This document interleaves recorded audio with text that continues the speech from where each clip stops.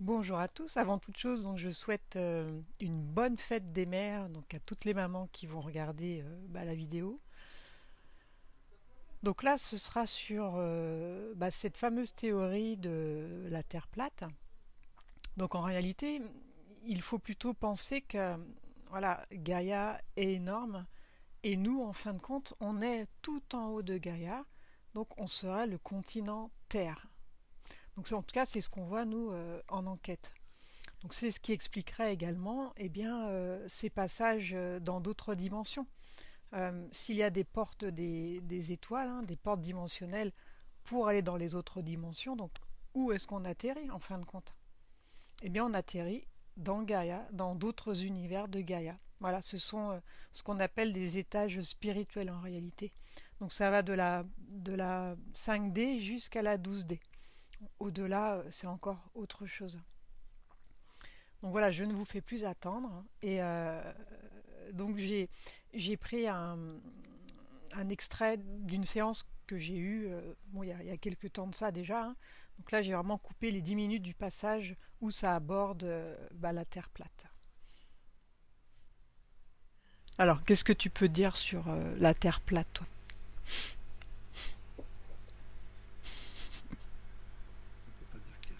On ne peut pas dire qu'elle est Enfin, tu plate. m'as comprise. Elle est plus grande et on vit Oui, au-dessus. tout à fait. Après, ce qu'il faut savoir, c'est que aujourd'hui, on peut faire des pseudo-observations qui sont extrêmement trompeuses. Au-dessus de nos têtes, il y a ce qu'on appelle du plasma, qui contient une quantité d'eau énorme. Le plasma sert d'écran, tout comme certains écrans de télé ont à un moment donné utilisé cette technologie.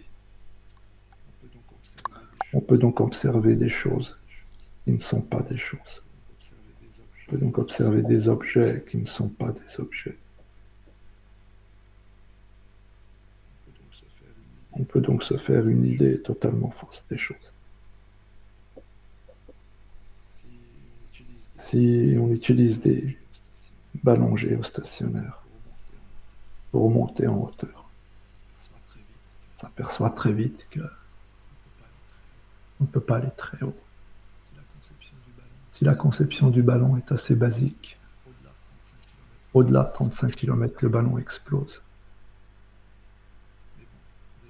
Mais bon, déjà à 30 km de hauteur, avec une caméra extrêmement puissante, on peut balayer la France, on peut balayer de Brest jusqu'au sud de la Sicile, ce qui est impossible normalement.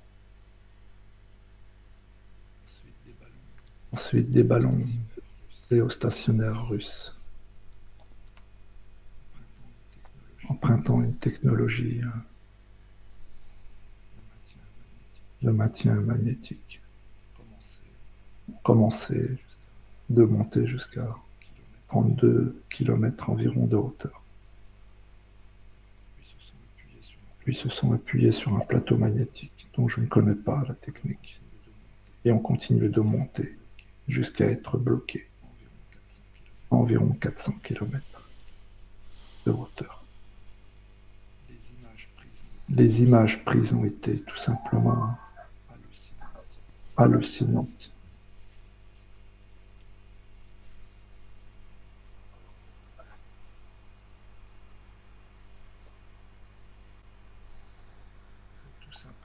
C'est tout simplement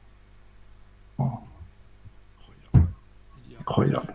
Il y a une photo qui traîne. Cette photo a été prise de ce ballon. Et on arrive à voir toute l'étendue de la Ah Terre. oui, Tu vas celle-ci là. poster Ouais, avant elle cette est photo. véridique cette photo. Bon, oui. En réalité, si aujourd'hui des zones de survol sont interdites, Si des zones ne sont pas balayées par le peu de satellites qui sont au-dessus de nous, c'est juste fait exprès. Tout ce que vous voyez sur Google Maps n'est pas obtenu par des satellites. Ce sont des ballons géostationnaires.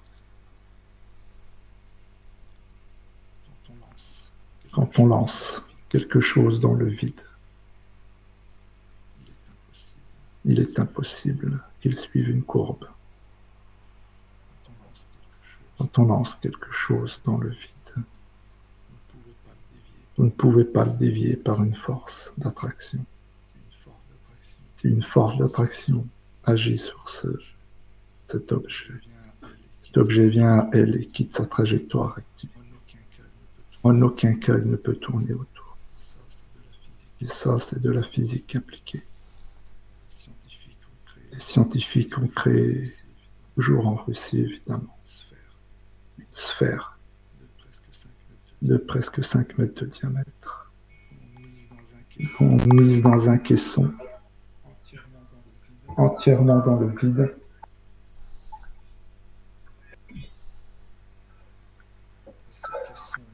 Ce caisson a servi d'expérience. Ils ont commencé d'essayer d'envoyer un objet autour de cette sphère. Donc cette sphère qui avait une masse presque 1000 fois supérieure à la masse de l'objet était censée attirer l'objet. Quand il lance l'objet, il ne tourne pas autour. Il va s'écraser contre l'une des parois. Et une fois qu'il est écrasé contre cette paroi, il ne bouge plus.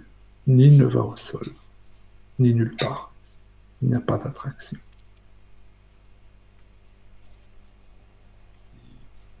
Si aujourd'hui des satellites existent, ce ne sont que des ballons géostationnaires.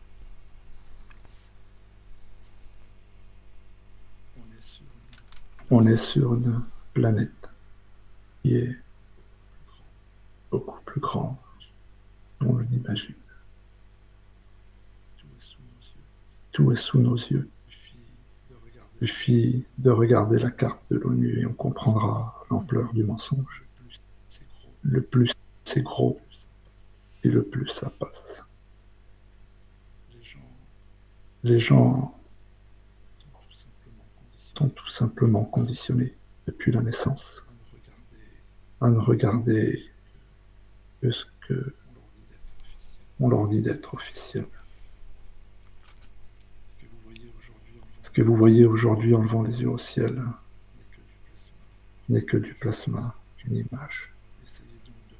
Essayez donc de prendre la station ISS en photo et vous comprendrez. Essayez de prendre la Lune.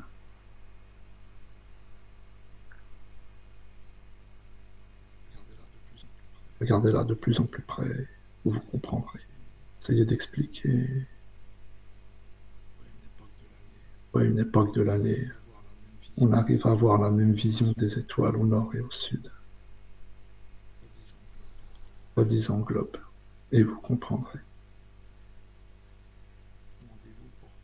Demandez-vous pourquoi les satellites couvrent toutes les zones industrialisées et ne couvrent pas les autres zones. Demandez-vous pourquoi, au fur et à mesure que les opérateurs téléphoniques prennent possession de territoires désertiques, comme toute l'Afrique, pourquoi au même moment les satellites aussi, comme par hasard, deviennent opérationnels. N'oubliez jamais que vos GPS ne se servent pas de satellites. Ils sont bornés au sol avec les réseaux téléphoniques. N'oubliez pas que tous les avions qui volent dans le ciel utilisent le système LORAN, qui est un système 100% terrien, avec des radars sur Terre. Pourquoi des avions n'utilisent-ils pas les satellites? Posez-vous les bonnes questions. Pourquoi tous les avions qui disparaissent ne sont jamais vus par les satellites. Il y aurait environ 3800 satellites au-dessus de la Terre. Pourquoi 3800 satellites n'arrivent pas à suivre un avion? Pourquoi n'arrive-t-il pas à voir où il s'écrase? Parce que ce sont des ballons géostationnaires, et qu'à peine une centaine sont au-dessus de nous. Bien, bien, j'espère que vous avez pu comprendre le son. Bon, il n'est pas terrible, mais c'est quand même suffisamment audible. Donc je vous laisse réfléchir à tout ce qui a été capté, à vous faire votre propre opinion, à faire vos propres recherches avec ces nouvelles données. Euh, Voir si cette théorie, elle peut tenir la route pour vous ou pas. Donc pour certains, cela ne fait plus aucun doute, puis pour d'autres, ils sont encore en chemin. Donc le chemin, il est encore long, mais la vérité, elle est au bout. Donc quoi qu'il arrive, de toute façon, elle sortira. J'espère que cet extrait a été intéressant pour vous, que cela vous permet de réfléchir sur certaines choses, peut-être sur des choses que vous savez déjà, et ça amène de l'eau à votre moulin, ou pour ceux qui n'ont pas conscience de cela, peut-être de réfléchir, de faire vos propres recherches par rapport à ces données. Donc cela reste une théorie, bien sûr. Il y a la théorie de la Terre ronde, il y a la théorie de la Terre plate, il y a la théorie de la Terre plus grande, et nous on serait au-dessus. Donc moi c'est celle que je défends, c'est celle que l'on voit en enquête. Alors je ne dis pas que c'est la vérité, bien sûr. Voilà, c'est une théorie, c'est ce qu'on capte. Maintenant, qui a tort, qui a raison, un jour la vérité elle sortira de toute façon. Ça ne fait aucun doute là-dessus. Donc on verra si on était dans le vrai ou pas à ce moment-là. Donc je vous souhaite de bonnes recherches. Et puis si vous avez des choses à ajouter, je vous invite à les noter dans les commentaires. Allez, à bientôt, au revoir.